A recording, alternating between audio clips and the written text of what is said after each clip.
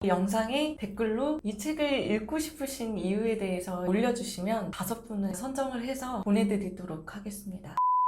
책에서 다뤘던 내용 중에 하나인데요. 우리가 불안해하는 이유에 대한 이야기를 써주셨는데 불안을 직면해야만 하는 이유가 있다. 불안을 사실 외면하고 싶은 게 강하죠. 근데 외면을 하다 보면 반복해서 경험할 가능성이 되게 높아요. 저는 이게 사실 손해라고 생각이 들거든요.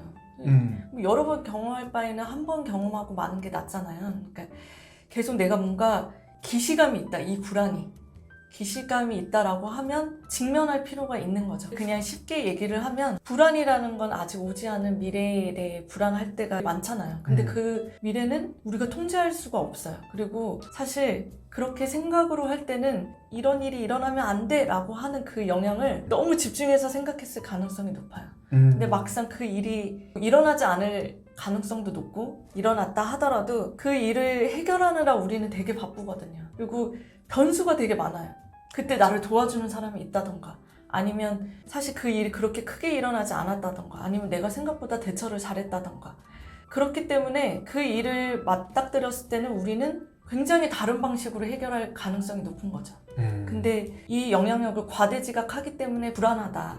현대에서는 사실 많은 걸 통제하게 하기 때문에 좀 불안이 습관이 되어버린 것 같다라는 생각이 들거든요. 그래서 의도적으로라도 우리가 알 수 없는 미래에 대해 생각하기보다는 현재 지금 내가 느끼는 감각, 지금 내가 만나는 사람에게 집중하는 것이 중요하다라는 생각이 듭니다. 영상이 이제 도움이 많이 되고 저도 도움을 굉장히 많이 받았고 운동도 굉장히 도움이 많이 돼요. 글쓰기도 좋고요. 근데 운동이 도움이 많이 되는 거는 즉각적인 도움이 확 오는 것 같아요. 운동 같은 경우에는 막 신체를 힘들게 하다 보면 생각이고 자시고 못 하거든요.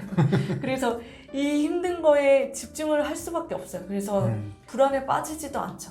그래서 굉장히 몸을 단련하는 것도 장기적으로도 도움이 되지만 즉각적인 도움도 된다라고 말씀드리고 싶습니다. 불안하다 보면 우리가 자꾸 불안해서 안 하게 되는 것도 많고 걱정만 하고 그냥 넘어가게 되는 것들이 많은 것 같은데 막상 실제로 진짜 닥쳤을 때 정말 다른 결과가 많이 나는 것 같아요.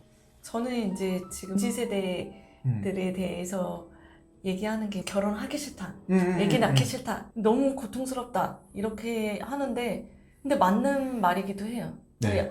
육아를 하시니까 알겠지만 결혼도 하시고 아이를 키우셨으니까 알겠지만 힘듭니다. 육아 힘듭니다. 힘든 건 맞는 것 같아요. 네. 그리고 우리나라가 아직까지는 아이를 키우기에 그렇게 아이를 키우면서 일도 하기에 좋은 환경은 아니죠. 하지만 그 힘듦이 그냥 힘듦 이것만 있지는 않잖아요. 그럼요. 여러 가지 복합적인 상황들이 있는데 물론 되게 큰 기쁨과 또 큰 고통이 같이 오잖아요. 큰 기쁨이 같이 오죠, 정말. 네. 그래도 잘 해내고 계시잖아요. 잘 버티고 있습니다. 네, 잘 버티고 계셔가지고 그 불안이라는 감정보다는 실제로는 내가 그 일이 닥쳤을 때 생각보다 잘한다. 그리고 주변에서도 맞아. 어떤 도움을 받을 수도 있다. 그거를 생각하는 게 경험하는 게 되게 중요하죠. 그렇죠. 생각보다 겪었을 때 예상했던 것보다 별거 아닌 경우도 많고요. 오히려 내가 갖고 있는 어떤 재능 같은 걸 발견할 때도 많이 있는 것 같아요. 맞아요. 그런 것도 있는 것 같아요. 혹시 책 쓰실 때 불안하거나 그러진 않으세요? 책 쓸 때요? 네. 내가 쓴 책이 네. 이렇게 좀 잘 안 나오면 어떡하지? 예. 이번에 진짜 격렬하게 경험을 했어요. 막상 책이 나오고 온라인 서점부터 이제 판매가 시작되는데 갑자기 걱정이 되는 거예요. 이 책을 아무도 안 사면 어떡하지? 설마 아무도 안 사지는 않을 텐데 아무도 안 사고 리뷰 같은 것도 악플 달리는 거 아니야? 그런 생각이 계속 들어가지고 잠을 못 자겠는 거예요. 그리고 악플까지는 아닌데 되게 황당한 리뷰를 달린 걸 또 봤어요. 네. 그러니까 그렇게 불안한 그러면 와중에 안 되는데 그런 거. 그때 이제 어떻게 보면 현타가 생겼죠. 어떤 리뷰냐면 왜 책을 나는 받아보지도 못했는데 배송 완료로 해놨냐. 내가 다른 서점 이용하다가 이제 이 서점을 이용하는데 왜 이런 식으로 하냐는 거죠. 책에 대한 내용이 없어요. 아직 책을 받아보지 않았기 그러니까, 때문에. 작가에 대한 내용이 아니라서. 근데 그거를 책에 대한 리뷰로 그렇게 막 불만을 써놓고 별점을 이제 최저로 준 거예요.